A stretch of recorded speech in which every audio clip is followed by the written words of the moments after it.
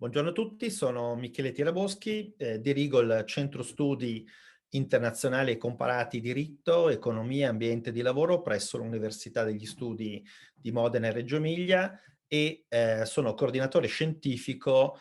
di ADAPT, una associazione di studi e ricerche sui temi del lavoro, delle relazioni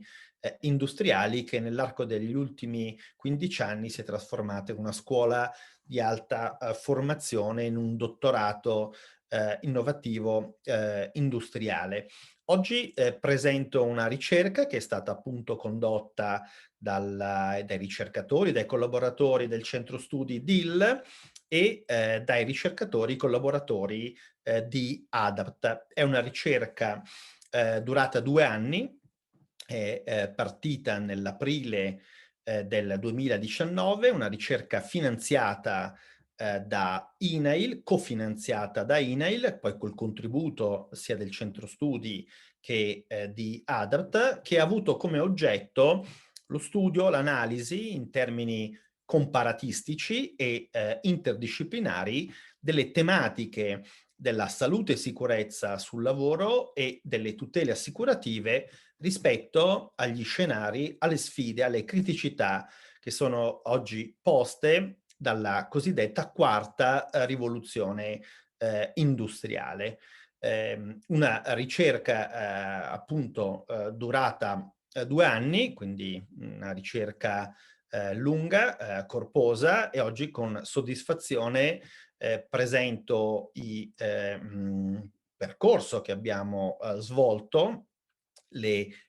analisi che abbiamo sviluppato, i temi che abbiamo indagato, e al tempo stesso questo intervento, questo contributo vuole aprire poi un confronto a più voci con i principali esperti di questa tematica molto specialistica a livello sia internazionale che nazionale, che verranno, e alcuni sono già stati intervistati con degli interventi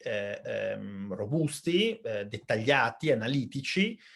sui principali filoni della nostra ricerca, anche per poter confrontare i ragionamenti che abbiamo sviluppato, le teorie che abbiamo analizzato, e anche alcune proposte di policy e di azione a livello legislativo, ma anche a livello di attori dei sistemi di relazioni industriali, mettendole appunto sottoponendole, mettendole appunto al centro di quello che è il dibattito internazionale e nazionale su queste tematiche. La ricerca si è chiusa il 29 aprile 2021, curiosamente il giorno successivo a quella data che è stata indicata dalla Organizzazione Internazionale del Lavoro e da altre istituzioni come la giornata mondiale della salute e sicurezza sul lavoro. Ecco, sappiamo che questa tematica è una tematica molto tecnica, molto specialistica, per cui spesso queste giornate di celebrazione sono delle giornate che un po' coprono i nostri sensi di colpa, le nostre false coscienze, rispetto a un tema così delicato, dove lo scarto tra quanto è scritto nelle leggi, nei codici, nei contratti collettivi e la realtà, la quotidianità del mondo del lavoro è ancora molto forte e molto vivo. Quindi l'impegno di questa ricerca durato 2 anni è nella direzione di dare sostanza, continuità, proposte, progettualità, linee di azione e anche circolazione di idee e di buone pratiche su questo tema, che deve essere un impegno di tutti, sicuramente un impegno delle istituzioni preposte, della politica, degli attori del sistema di relazioni industriali, ma certamente anche un impegno per noi ricercatori. E qui la prima chiave di lettura che la ricerca si propone di dare, e cioè che accanto a quanto sta scritto nelle leggi dello Stato, e alla realtà, alla quotidianità delle relazioni di lavoro, ecco, nel mezzo fra il dover essere giuridico e la realtà ci sta un attore molto importante, che è la rappresentanza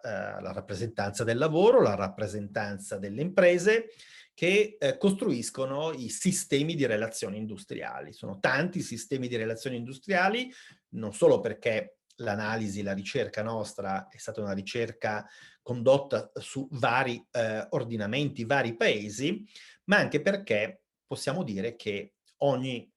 singolo settore produttivo, ogni singolo territorio, ogni singolo mercato interno di un'azienda o di un gruppo di imprese costruisce dei propri sistemi di relazioni industriali. Quindi il primo contributo che abbiamo voluto portare è stato quello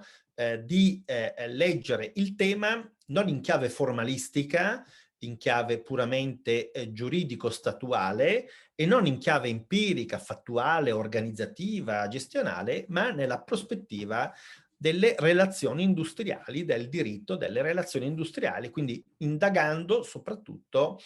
la produzione giuridica e l'azione, i comportamenti, le condotte degli attori del sistema di relazioni industriali. Da questo punto di vista la ricerca che è stata condotta durante la pandemia ha trovato delle conferme molto importanti, quantomeno nel caso italiano,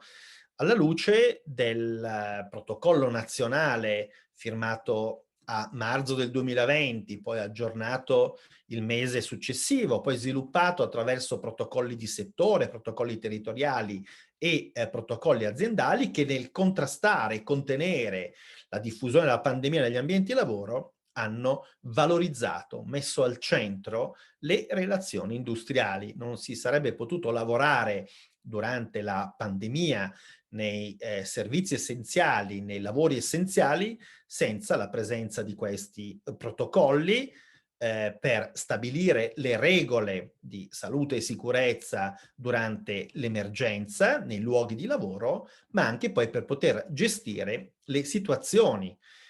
di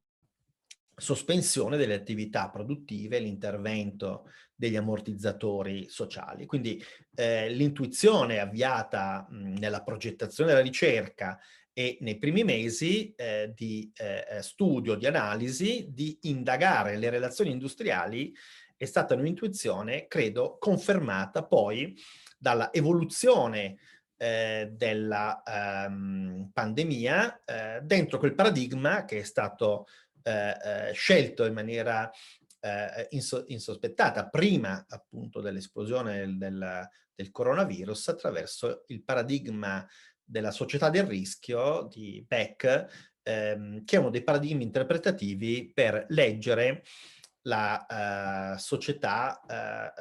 post-fordista, non più come una società ancora indistinta, con un post che lascia indefinito il paradigma o il futuro dall'idea di una transizione, ma già pensando che questo è il secondo contributo, le regole del lavoro, le regole prevenzionistiche, ma anche le tutele assicurative, oggi e ancor più nel futuro, dovranno essere collocate dentro un paradigma interpretativo che si avvicina molto a quello della società del rischio, dove le tecnologie, dove i modelli produttivi, dove le scelte degli operatori economici e delle istituzioni pubbliche e della politica portano a introdurre nella quotidianità della vita delle persone e dei lavoratori in particolare situazioni di rischio che vanno governate e vanno gestite secondo nuove logiche. Questo a maggior ragione in una società, in un'economia che si collocano dentro una nuova rivoluzione industriale. Quindi le relazioni industriali come strumento per costruire una nuova razionalità giuridica capace di meglio comunicare con la razionalità economica, con i sistemi economici produttivi e dall'altro lato con le istanze sociali, con le istanze di tutela e di promozione, valorizzazione della persona dentro dei processi produttivi, a partire dalla salvaguardia non solo della integrità fisica della persona, ma anche del suo benessere, ma anche appunto del modo di interpretare il lavoro non solo come una logica di scambio per poi vivere, lavoro per vivere, guadagno per vivere, ma il lavoro anche come parte integrante della vita, dello sviluppo della persona, come sede di educazione, di formazione, di crescita, di relazione. Quindi si è sposata una prospettiva di welfare della persona e anche quindi una prospettiva di ricerca di tutele ancorate non tanto alle singole organizzazioni o agli statuti giuridici con cui le persone entrano, operano, lavorano dentro le organizzazioni, ma appunto un patrimonio di tutele dentro la persona. E qui la terza chiave di lettura, che è quella dei mercati transizionali del lavoro e quindi il superamento delle vecchie concezioni, ancora in parte presenti evidentemente, ma comunque sempre più frammentate e sempre meno centrali, di relazioni di lavoro basate sulla tutela dentro un posto di lavoro. Tutele invece che vanno giocate dentro le sempre più frequenti continue transizioni occupazionali che non sono solo legate agli status occupazionali, alle tipologie contrattuali, ma anche ai cicli di vita delle persone, perché un conto è immaginare la tutela della salute e sicurezza, il benessere delle persone rispetto a un giovane o a una giovane nei primi passi del percorso lavorativo, altra cosa è pensare a un lavoratore maturo, pensare a lavoratori che hanno carichi familiari o carichi di cura e di assistenza alle persone, altra cosa è pensare rispetto ai cambiamenti demografici a lavoratori maturi che sono comunque costretti a stare a lungo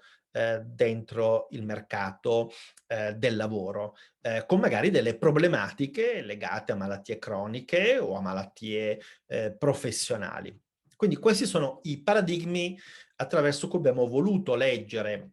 le trasformazioni del lavoro, le relazioni industriali come chiave di lettura, come metodo, la società del rischio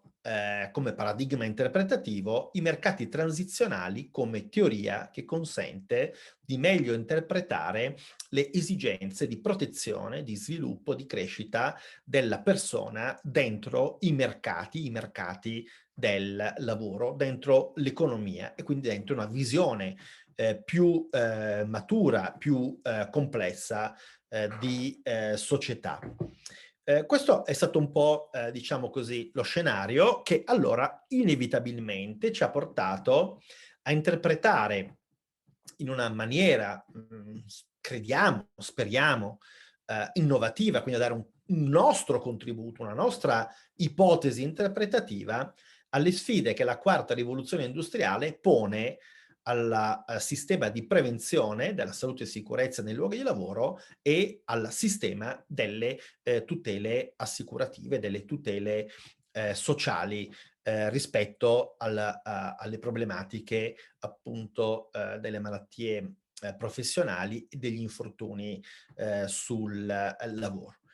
La chiave di lettura, cioè, è stata quella di dire che la quarta rivoluzione industriale non può essere letta unicamente come un fenomeno tecnologico, certamente la tecnologia, l'industria 4.0, la fabbrica intelligente, il lavoro su piattaforma, il lavoro da remoto, introducono delle significative novità rispetto ai modelli organizzativi, ai processi produttivi, alle evoluzioni dei rapporti economici, quindi anche dei rapporti di lavoro, ma questo impatto tecnologico incide moltissimo anche sulla configurazione complessiva della società e del rapporto fra società, economia e diritto. riducendo il numero di persone dentro le fabbriche, dentro luoghi tradizionali comunque di lavoro, e portando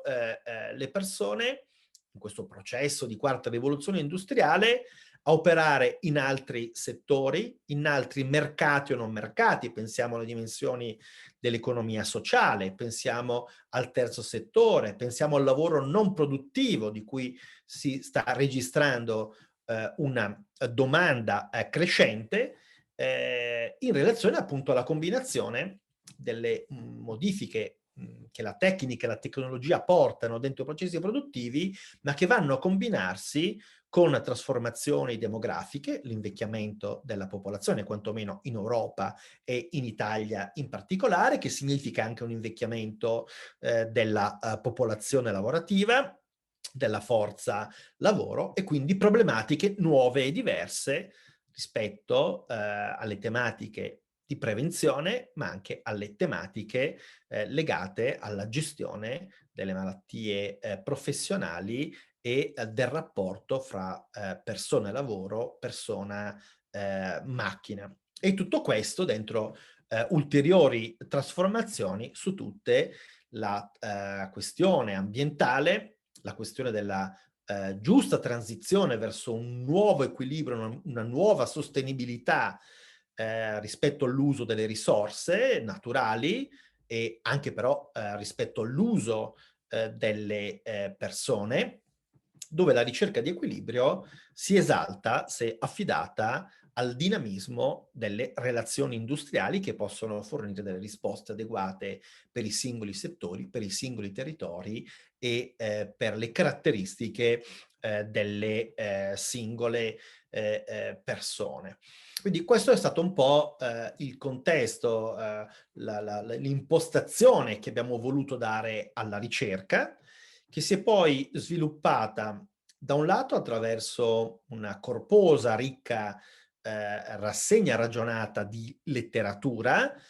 ma anche attraverso, lo segnalavo prima, un'attenzione inedita alla produzione normativa dei sistemi di relazioni industriali, visti anche come sistemi istituzionali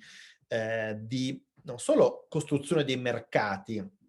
ma anche di governo dei conflitti, delle problematiche, anche di salute e sicurezza dentro questi nuovi mercati del lavoro, e poi anche un'attenta analisi della giurisprudenza nel tentativo appunto di collegare e comunicare la dialettica tra dato formale e sua implementazione pratica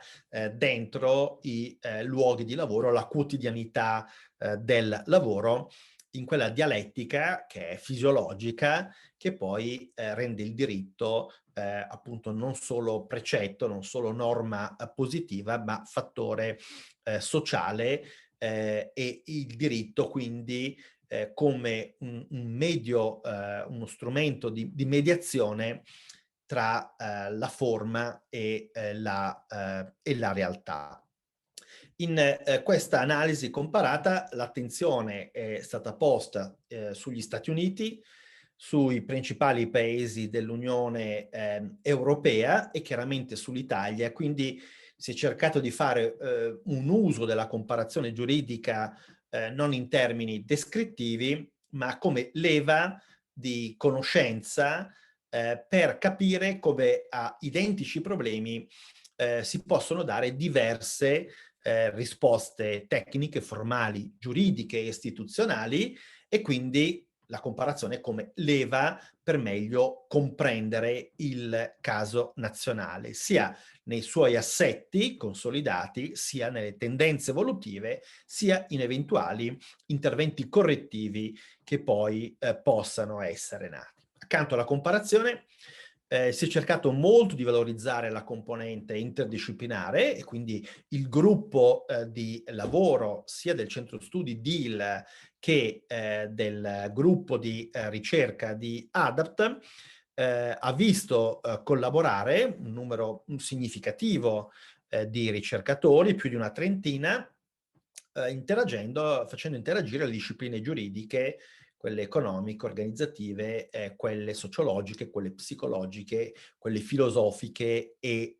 antropologiche.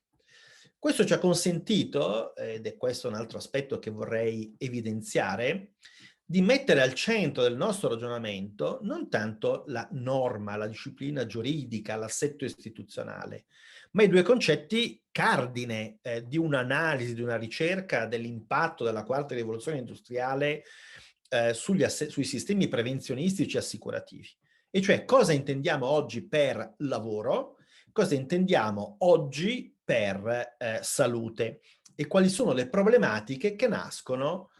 mettendo assieme persona, lavoro e salute dentro un contesto produttivo. Qui diciamo che la principale scoperta, il principale comunque elemento di contributo innovativo è che non possiamo sostenere, come qualcuno ancora oggi sostiene, che in Italia si muoia come si moriva 50 anni fa. Questo è stato lo slogan di una campagna sindacale molto efficace in termini di comunicazione per sollecitare maggiore attenzione al tema della prevenzione, al tema della sicurezza sul lavoro. Quindi è sicuramente un aspetto molto importante su un tema negletto, trascurato e quindi poi lasciato alla retorica dei giorni di celebrazione, dicevo il 28 aprile, ma anche il 1° maggio. Con quella retorica insidiosa delle belle parole che poi rischiano di rimanere buoni propositi una volta che la giornata celebrativa è terminata e si torna alla dura realtà del mondo del lavoro. Ma l'analisi, condotta in particolare in questo caso sul caso italiano, consente di dire che innanzitutto è cresciuta la popolazione lavorativa. 50 anni fa stavamo sotto i 20 milioni di lavoratori, erano sui 18-19, c'era anche molto lavoro sommerso. Oggi siamo vicini ai 23 milioni di lavoratori, quindi sono aumentate le persone al lavoro, ma sono drasticamente diminuite le morti sul lavoro e gli infortuni sul lavoro. Nel senso che 50 anni non sono passati invano rispetto agli sforzi progettuali, istituzionali, legislativi, normativi e sindacali, ma anche delle imprese per migliorare la sicurezza nei luoghi di lavoro. 50 anni fa morivano quasi 5.000 persone ogni anno, oggi ne muoiono all'incirca 1.100, sono tantissime, ma comunque sono di gran lunga meno rispetto a 50 anni fa. Peraltro, metà di queste persone muore nel transito fra la casa e il lavoro, il cosiddetto infortunio in itinere, quindi sono circa 700 i morti sul lavoro, che è sempre un dato drammatico. Eppure nessuno parla di quell'altro tema, e quindi la ricerca ha voluto molto enfatizzare questo aspetto, che è quello delle malattie professionali in primis, ma anche della condizione di benessere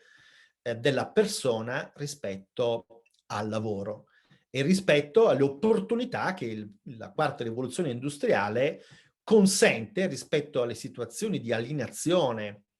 e di oggettivizzazione e mercificazione del lavoro che la prima rivoluzione industriale ha così duramente portato, come è stato brillantemente descritto da un'ampia letteratura, da un'ampia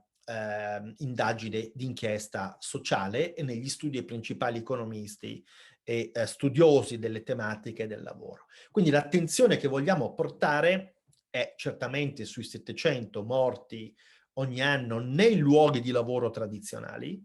ma anche su quei 7.000 morti ogni anno di tumore professionale, per esempio, di cui nessuno parla perché queste persone contraggono il tumore nei luoghi di lavoro, ma poi cambiano luogo di lavoro, cambiano contratto, magari vanno in pensione e muoiono per una causa legata al lavoro, ma senza che ci sia possibilità di percepire immediatamente che la patologia è legata alla occasione di lavoro. E come i luoghi di lavoro si stanno smaterializzando, sta venendo meno la fisicità del luogo di lavoro, dell'ufficio, della postazione di lavoro e anche del tempo di lavoro che si dilata nell'infosfera, che si dilata sulle piattaforme. Anche questa tragedia di morti e malattie professionali di cui non parliamo è perché sono invisibili all'occhio, e quindi la sensibilità. Non a caso, quando tutti parlano delle tematiche oggetto della ricerca, parlano della sicurezza sul lavoro. Sicurezza sul lavoro rispetto alla quale negli ultimi 50 anni sono stati compiuti progressi importanti, ma trascurando il tema delle malattie professionali e trascurando forse o banalizzando anche un altro aspetto. Come dicevo prima, il rapporto fra persona, lavoro e salute, dove il concetto di salute è cambiato, non è più semplicemente non avere un problema, non avere una malattia, ma è anche legato alla condizione di benessere psicofisico della persona, dove spesso il lavoratore è il lavoro è una causa di disagio, di disturbo, di sofferenza, di pena. Quindi la ricerca ha posto particolare attenzione sopra questo aspetto, sottolineando appunto che la quarta rivoluzione industriale introduce nuove situazioni di criticità e di rischio anche dal punto di vista della sicurezza sul lavoro. Pensiamo a nuove tecnologie, pensiamo a una serie di processi produttivi che possono dar luogo a delle relazioni, degli impatti fra persona e macchina che creano nuove problematiche di sicurezza, ma che dall'altro lato possono anche creare o evitare situazioni di rischio. Pensiamo a una robotica o all'uso di robot per entrare in spazi confinati, in ambienti pericolosi e via dicendo. Ma dall'altro lato, come questa rivoluzione industriale possa consentire di valorizzare la parte soggettiva del lavoro, quindi non solo il lavoro nella sua visione economicista, come puro scambio economico da oggettivizzare dentro una posizione lavorativa, dentro una mansione, ma il lavoro anche come percorso di realizzazione professionale, di benessere, quindi anche di salute nel senso moderno del termine. La ricerca ha dato luogo a 8 volumi molto corposi, quindi è difficile sintetizzare in una relazione introduttiva tutti i percorsi che sono via via emersi e anche le tematiche che abbiamo analizzato, dal lavoro su piattaforma al lavoro agile, alla robotica, fabbrica intelligente, la iperconnessione, il diritto alla disconnessione, i rischi psicosociali. Sicuramente abbiamo posto maggiore attenzione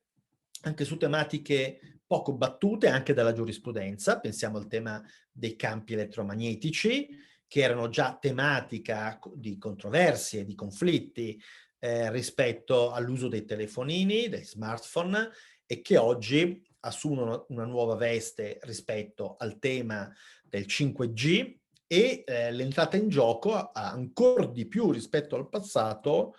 di logiche di ignoto tecnologico che poi spingono a capire come utilizzare il principio di precauzione rispetto a assetti produttivi, tecnologie, attrezzature di cui ancora non conosciamo le ricadute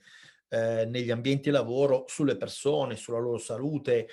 sul loro benessere. Quindi la ricerca si è un po' mossa nelle zone di confine, nelle zone ancora che non sono ancora emerse nel dibattito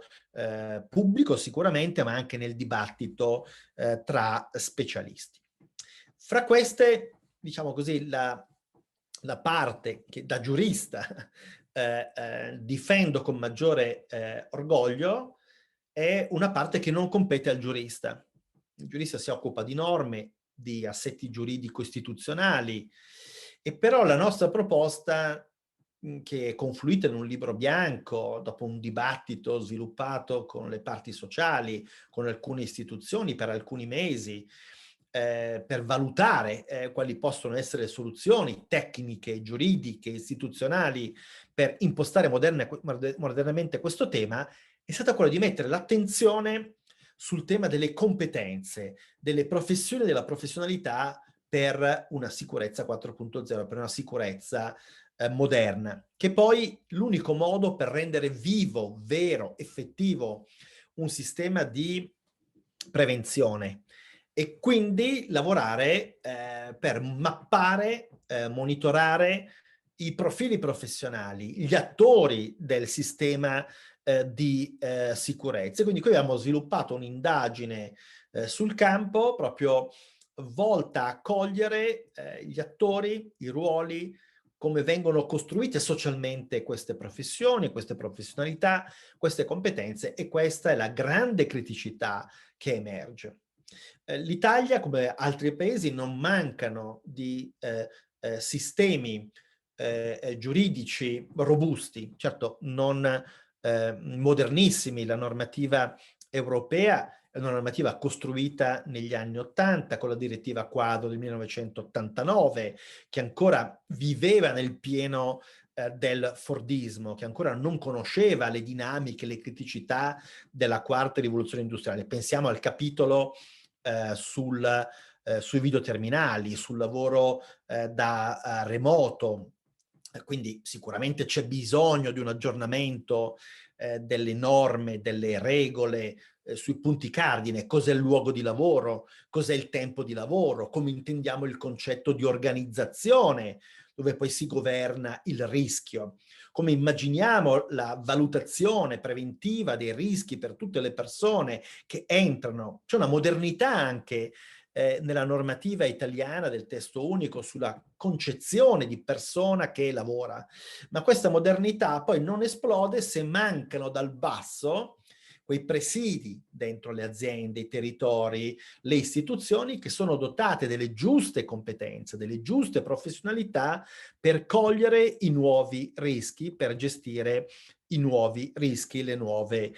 problematiche. Questa è stata la parte della ricerca diciamo più, credo, innovativa, più ricca, più densa di prospettive anche per future ricerche che sicuramente svilupperemo nei prossimi mesi, nei prossimi anni, proprio partendo dalla consapevolezza raggiunta e da quanto abbiamo costruito in questi 2 anni. L'altro aspetto è centrale, è stato quello dello studio e dell'analisi del sistema assicurativo. Hanno contribuito vari ricercatori molto validi, fra questi anche Lorenzo Pelusi, un ricercatore di ADAPT, che purtroppo in giovane età è scomparso, prima ancora di vedere finire la nostra ricerca. A lui e al professor Malcolm Sargent della Middlesex University, componente del comitato scientifico che ha accompagnato e validato i metodi della nostra ricerca, è stato dedicato appunto il nostro lavoro e le pubblicazioni, le 8 pubblicazioni di cui parlavo. E sull'aspetto legato al sistema assicurativo, sicuramente la ricerca conferma un'intuizione da tempo presente nel dibattito pubblico di superare la separazione tra infortunio e malattia, dentro una concezione molto più ampia e comprensiva del fenomeno, ma anche di ripensare completamente il sistema previdenziale, il sistema assicurativo, il sistema di welfare, incentrandolo sulla persona. La conclusione è che le trasformazioni del lavoro, le trasformazioni tecnologiche, ma anche quelle demografiche, quelle ambientali, potranno essere gestite non tanto attraverso colpi di legge o di norme, ma, come dicevo prima, sicuramente per il tramite di una valorizzazione dei sistemi di relazioni industriali a garanzia dell'effettività